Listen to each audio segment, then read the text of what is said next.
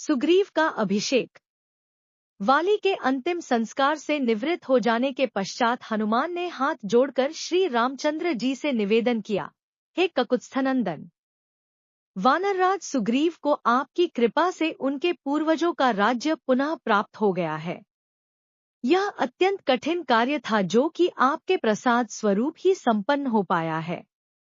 अब आप कृपा करके उनका राजतिलक करांगत को युवराज पर प्रदान करें। हनुमान की प्रार्थना सुनकर राम बोले, हनुमान सौम्य, मैं पिता की आज्ञा का पालन करते हुए वन में निवास कर रहा हूँ। अतः 14 वर्ष की अवधि पूर्ण होने के पूर्व किसी नगर अथवा ग्राम में जाना मेरे लिए उचित नहीं है।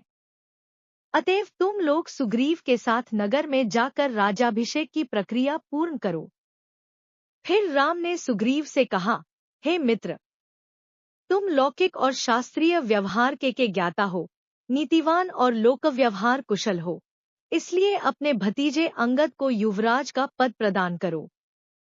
वह तुम्हारे ज्येष्ठ भ्राता का पुत्र ही नहीं है, पराक्रमी और वीर भी है। कुछ दिन तुम लोग राज्य में रहकर शासन व्यवस्था को सुव्यवस्थित करो और प्रजा की भलाई में मन लगाओ। श्रावण का महीना आ गया है और वर्षा की ऋतु का आरंभ हो चुका है। अतः 4 मास तक सीता की खोज संभव नहीं है। वर्षा की समाप्ति पर जानकी की खोज कराना। मैं इस अवधि में लक्ष्मण सहित इसी पर्वत पर निवास करूंगा। राम से विदा होकर सुग्रीव किष्किंधा जाकर किष्किंधापुरी की शासन व्यवस्था में व्यस्त हो गए। इस अंतराल में राम लक्ष्मण के साथ प्रस्रवण पर्वत पर निवास करने लगे। एक सुरक्षित कंदरा को कुटिया का रूप देकर वे लक्ष्मण से बोले, हे भाई, हम वर्षा ऋतु यहीं व्यतीत करेंगे। वृक्षादि से सुशोभित यह पर्वत अत्यंत रमणीक है। इस गुफा के निकट ही सरिता के प्रवाहित होने के कारण यह स्थान हमारे लिए और भी सुविधाजनक रहेगा। यहाँ से किष्किंधा भी अधिक दूर नहीं है, किंतु इस शांतिप्रद वातावरण में भी जानकी का वियोग मुझे दुखी कर रहा है। उसके बिना मेरे हृदय में भयंकर पीड़ा होती है। इतना कहकर वे शोक में डूब गए। अपने अग्रज को शोकातुर देखकर लक्ष्मण बोले, हे वीर, इस प्रकार व्यथित होने से कोई लाभ नहीं है। शोक से तो उत्साह नष्ट होता है, और उत्साहहीन हो जाने पर रावण से हम कैसे प्रतिशोध ले सकेंगे? इसलिए आप धैर्य धारण कीजिए। हम रावण को मारकर भाभी को अवश्य मुक्त कराएंगे। केवल कुछ दिनों की बात और है। लक्ष्मण के वचनों से राम ने अपने हृदय को स्थिर किया और वे प्रकृति की शोभा निहारने लगे। थोड़ी देर तक वे वर्षाकालीन प्राकृतिक दृश्यों का अवलोकन करते रहे। फिर लक्ष्मण से बोले, हे लक्ष्मण, देखो इस वर्षा ऋतु में प्रकृति कितनी सुंदर प्रतीत होती है। ये दीर्घाकार में पर्वतों का रूप धारण किए आकाश में दौड़ रहे हैं। इस वर्षा ऋतु में ये में अमृत की वर्षा करेंगे।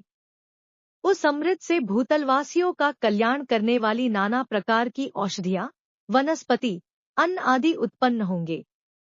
इधर इन बादलों को देखो, एक के ऊपर एक खड़े हुए ये ऐसे प्रतीत होते हैं मानो प्रकृति ने सूर्य तक पहुंचने के लिए इन कृष्णश्वेत सीढ़ियों का निर्माण किया है।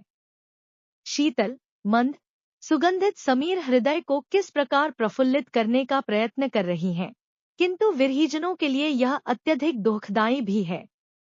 उधर पर्वत पर से जो जलधारा बह रही है, उसे देखकर मुझे ऐसा आभास होता है कि सीता भी मेरे वियोग में इसी प्रकार अश्रुधारा बहा रही होगी। इन पर्वतों को देखो, इन्हें देखकर लगता है जैसे ब्रह्मचारी बैठे हों। ये काले काले बादल इनकी मृगछालाएं हों, नदनाले इनके यज्ञोपवीत हों, और बादलों की गंभीर गर्जना वेद मंत्रों का पाठ हो।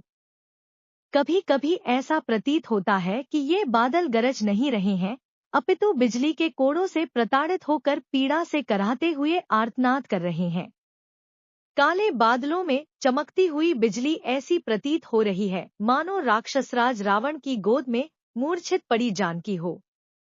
हे लक्ष्मण, जब भी मैं वर्षा के दृश्यों को देखकर अपने मन को बहलाने की चेष्टा करता हूँ, तभी मुझे सीता का स्मरण हो आता है। यह देखो, काले मेघों ने 10 दिशाओं को अपनी काली चादर से इस प्रकार आवृत कर लिया है, जैसे मेरे हृदय की समस्त भावनाओं को जानकी के वियोग ने आच्छादित कर लिया है।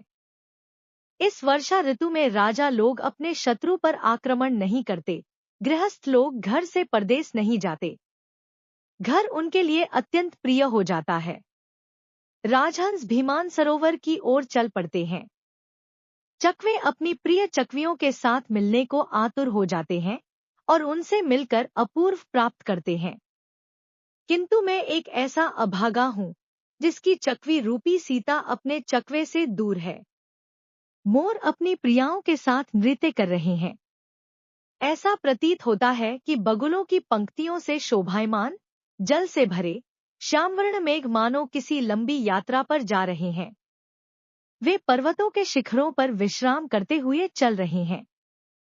पृथ्वी पर नई नई घास उगाई है और उस पर बिखरी हुई लाल लाल बीर बहुटियां ऐसी प्रतीत होती है मानो कोई नवयौवना कामिनी हरे परिधान पर लाल बूटे वाली बेल लगाए लेटी हो। सारी पृथ्वी इस वर्षा के कारण हरितिमामय हो रही है। सरिताएं कलकल नाद करती हुई बह रही हैं। वानर वृक्षों पर अटखेलियां कर रहे हैं। इस सुखद वातावरण में केवल विरहीजन अपनी प्रियाओं के वियोग में तड़प रहे हैं। उन्हें इस वर्षा की सुखद फुहार में भी शांति नहीं मिलती। देखो, ये पक्षी कैसे प्रसन्न होकर वर्षा की मंद मंद फुहारों में स्नान कर रहे हैं। उधर वह पक्षी पत्तों में अटकी हुई वर्षा की बूंद को चाट रहा है। सूखी मिट्टी में सोए हुए मेंढक मेघों की गर्जना से जाग कर ऊपर आ गए हैं और टर टर की गर्जना करते हुए बादलों की गर्जना से स्पर्धा करने लगे हैं।